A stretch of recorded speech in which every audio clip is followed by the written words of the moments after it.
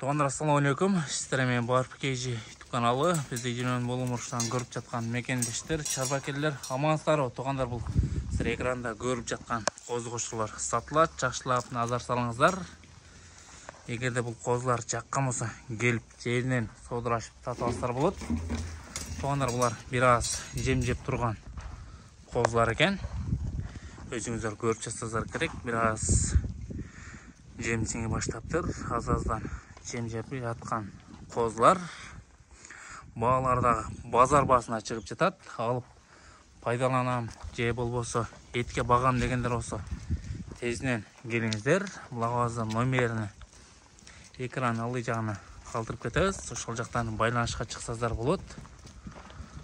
Баасын дагы бир катар кайталайбыз. Баасы 16 миңден базар баасында. Мына караңыздар, арасында жиликтүү козулар да бар экен.